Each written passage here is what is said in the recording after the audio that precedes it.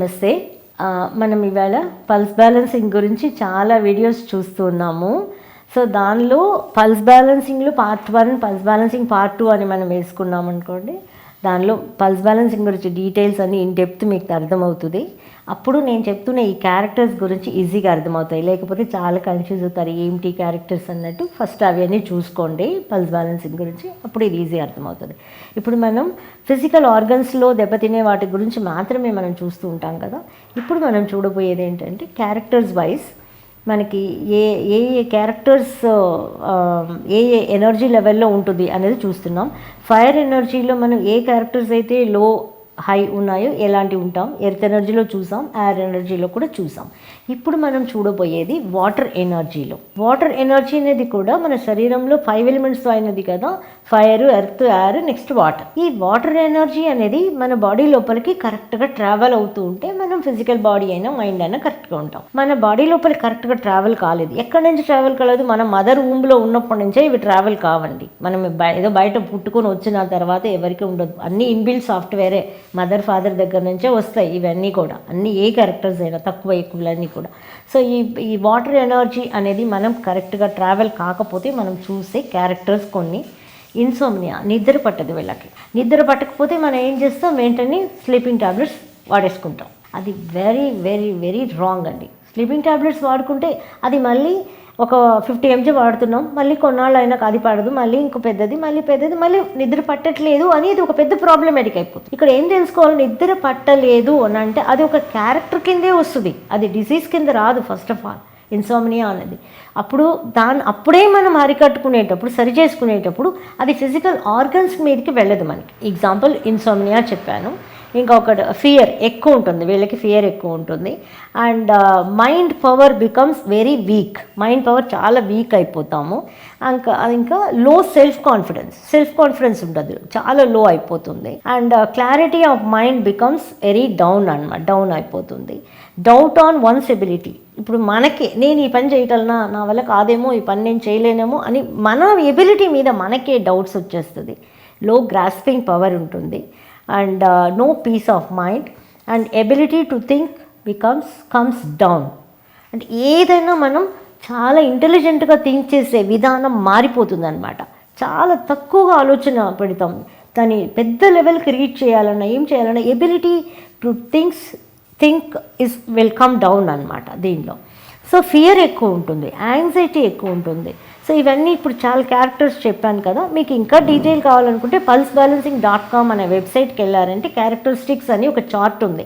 ఆ చార్ట్లో కూడా మీరు చూసుకోవచ్చు. ఇవన్నీ కూడా క్లారిటీ ఇచ్చాను చార్ట్లో కూడా. ఇప్పుడు మనం ఏమనుకుంటాం, జనరల్గా చిన్న పిల్లల్ని అడిగామనుకోండి, వాళ్ళకి ఏదో ఒక భయం ఉంటుంది. ఇప్పుడు ఏదైనా పాము వెళ్తుంది, దాన్ని చూస్తే భయపడుతుంది. ఏదైనా బల్లి ఉంది, బల్లి చూస్తే భయం ఉంటుంది. కాక్రోచ్ చూస్తే భయం ఉంటుంది. కొంతమందికి స్కూల్కి వెళ్ళాలంటే భయం, టీచర్ని చూస్తే భయం. అలా పెరిగేసరికి మనకి లైఫ్ని చూస్తే భయం, పెళ్లి చేసుకోవాలంటే భయం, లైఫ్ ఎలా ఉంటుందా అని ఒక భయం ఉంటుంది. హస్బెండ్ ఎలాంటి వాడు వస్తాడా అని భయం, వైఫ్ ఎలాంటిది వస్తుందా అని భయం, మనీ ఫ్లో ఎట్లా ఉంటుంది అని భయం, ఫ్యూచర్లో ఎట్లా బ్రతకాలని భయం, లైఫ్లో మనకి మంచి జాబ్స్ వస్తాయా, మనం ఎలా బ్రతకగలము, పిల్లలు పుడితే వాళ్ళని ఎలా పెంచగలం. ప్రతిరోజు భయం భయం భయం భయం అనే క్యారెక్టర్లో వెళ్ళిపోతున్నాం. భయం అనేది ఉండకూడదు అని నేను చెప్పట్లేదు, ఉండాలి. ఒక పాము వచ్చింది, ఏదో భయపడతాం డెఫినెట్గా. ఒక కాక్రోచ్కి భయపడ్డాం. ప్రతిరోజు ఫ్యూచర్ని తెలుసుకొని ప్రజెంట్ని మనం వదిలేస్తున్నాం. ఒకటి పాస్ట్ని తెలుసుకొని భయపడతాం, లేదంటే ఫ్యూచర్ని తెలుసుకొని భయపడతాం.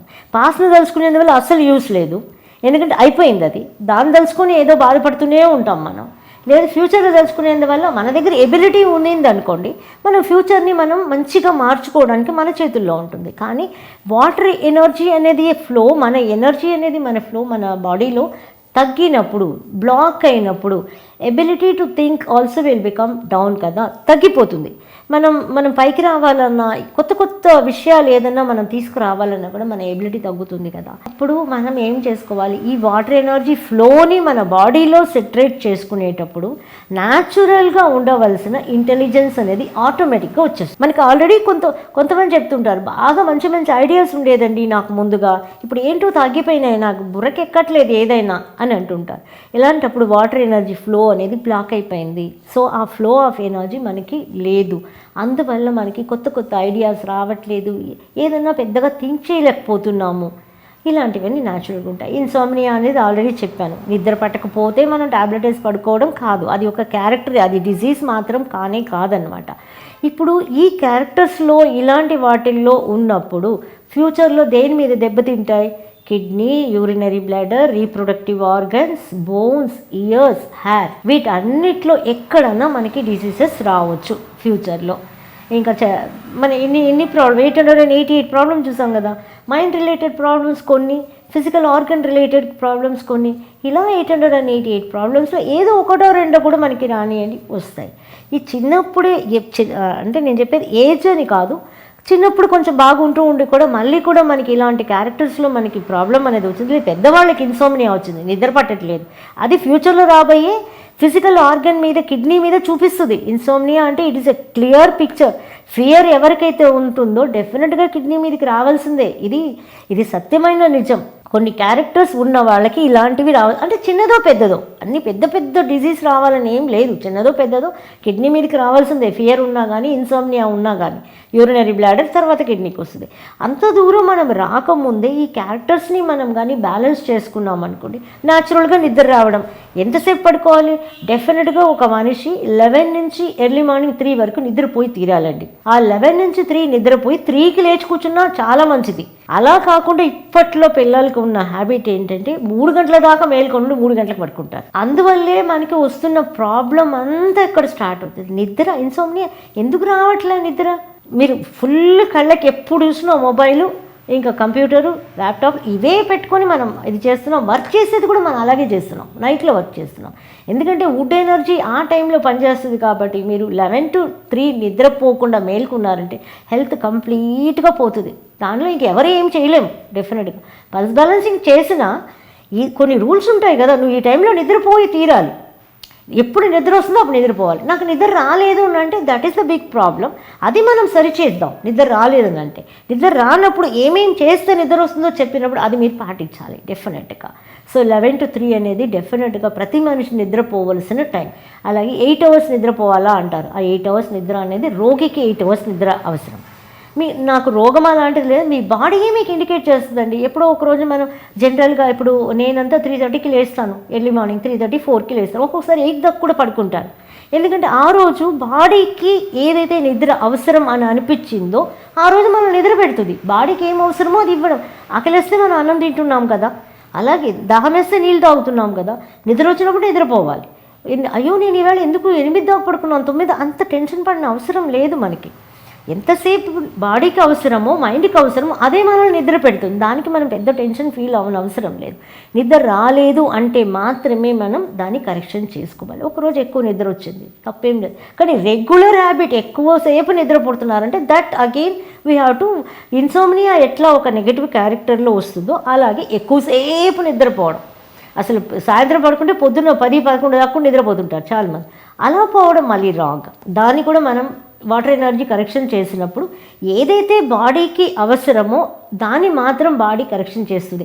అందుకే ఈ సబ్జెక్ట్ పేరు కూడా పల్స్ బ్యాలెన్సింగ్. ఏదైనా ఎక్కువ తక్కువని బ్యాలెన్స్ చేసేస్తుంది అనమాట. ఇప్పుడు చూసాం వాటర్ ఎనర్జీ గురించి ఎన్నో క్యారెక్టర్స్ మనం చూసాం. ఈ క్యారెక్టర్స్ ఉన్న వాళ్ళు మనం కరెక్షన్ చేసుకుంటే మనకి ఇంటెలిజెన్స్ పెరుగుతుంది, అన్నీ ఆటోమేటిక్గా పెరుగుతాయి. భయం అనేది పోతుంది, లైఫ్ మీద భయం పోతుంది, ఫ్యూచర్ మీద భయం పోతుంది. ఫస్ట్ ఆఫ్ ఆల్ చాలామందికి ఉండేది ఈరోజు ఎంత స్ట్రెస్ అంటే నేను చెప్పలేను, అంత స్ట్రెస్ఫుల్ ఉంటున్నారు. ఫ్యూచర్ మీద భయమే, రేపటి గురించి భయమే ఉంటుంది వాళ్ళకి. భయం ఉండొద్దు అని చెప్పట్లా, కానీ దానికి ఎలా మనం సక్సెస్ కావాలన్నది ఎబిలిటీ మనకి పెంచుకోవాలనుకుంటే ఎనర్జీస్ కరెక్ట్గా ఫ్లో అయినప్పుడు ఆటోమేటిక్గా ఇవన్నీ కూడా మనకి సెటరేట్ అయిపోతాయి. ఫ్యూచర్లో రాబోయే ఫిజికల్ ఆర్గన్స్ నుంచి కూడా మనం బయటపడడం అనేది చాలా ఈజీ అవుతుంది. ఐ థింక్ మీకు అర్థమై ఉంటుంది అనుకుంటాను. ఇంకొక వీడియోతో మళ్ళీ కలుసుకుందాం. Thank you for watching.